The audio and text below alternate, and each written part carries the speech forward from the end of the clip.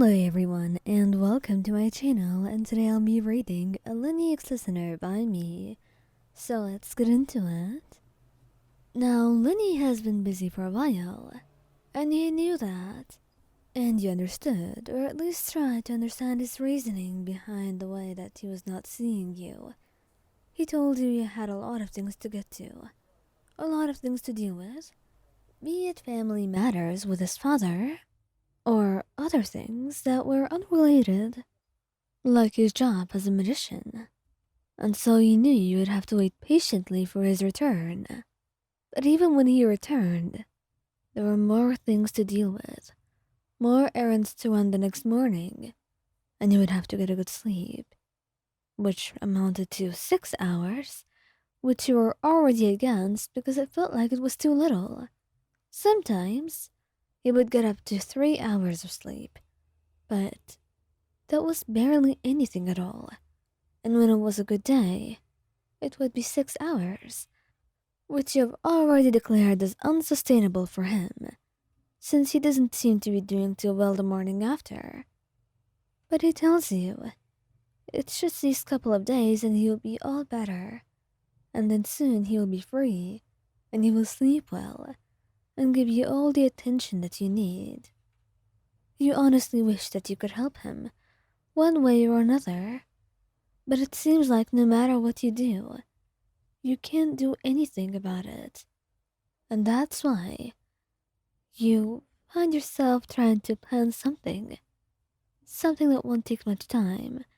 Something that will be sweet and easy for you. You're at his home when you decide to cook him something sweet. Maybe you should make a cake? You've tried to learn how to do that.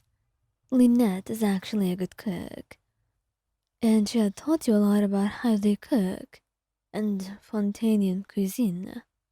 So, you were trying to learn, and you were trying your absolute best to do something, and maybe just, you know, become a little bit better as a partner and feel like you're supporting him somehow because you feel bad enough for not being able to help him with what he's dealing with.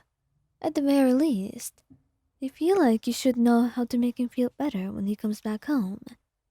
And that's why you insist on doing this, on trying to find a way to make him at least smile or put his mind off of things for an hour or two.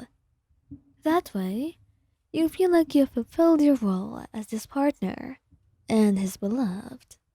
So when Lenny comes back to candles and decorations and a cake on a table, it's quite a lot, in a good way. He's quite stunned by it, looking at you, and his cheeks are a little bit red as he smiles shyly. You didn't need to do all of that, Ryan. It's too much. It really is. Nothing's too much for you, Lenny. You tell him, and he blushes, hugging you tightly as you wrap your arms around him, putting your hand in his hair. And then he cups your face in his hands, looking at you. Sweetheart, you're my entire world. You really made my day.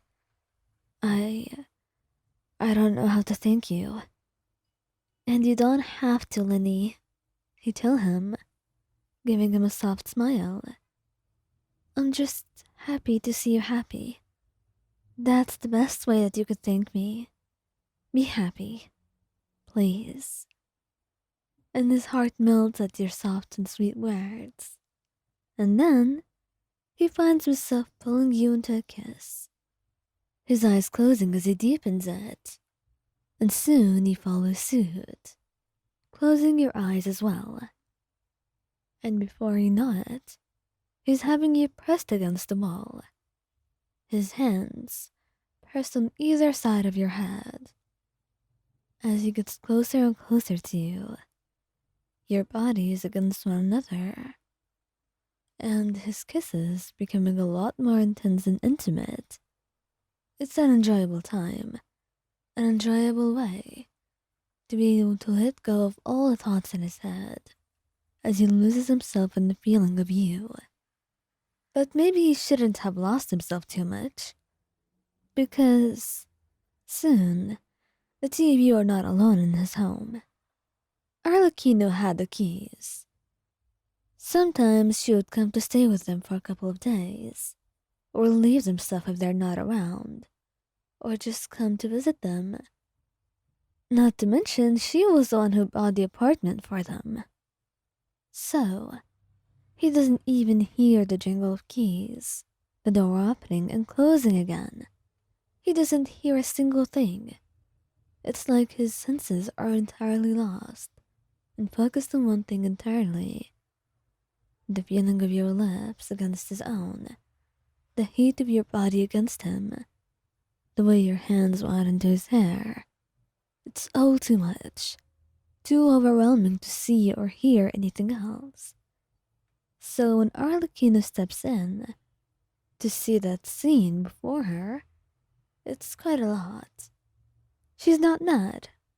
Actually, she's rather happy for him, smiling softly as she clears her throat. I am glad to meet you again, my dear son. It seems as you found yourself someone, is that not? She says, a sly smile on her face, like she's a fox who caught her prey. Meanwhile, Lenny jolts from his pot, and he's a blushing mess, not even able to meet her eyes. Father, I didn't know you would be coming today. Had I known, Say no more. It's quite alright. I'm not bothered by it. I'm rather happy for you. I think you've talked to me about her before, right? That must be why Anne. And then she turns towards you, a smile gracing your features. I think we're long overdue a tea party. Isn't that right, Ryan? Of course it is. I'd be very happy. Then it shall be arranged. Anyway, Lenny, I left you some stuff at the door. I was coming to check up on you, but it seems you're rather busy, so I will take my leave now.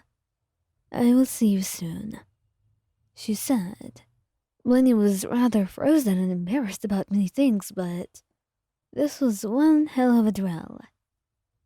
But it got a lot of weight off his chest, and now at least his father knows about the extent of your relationship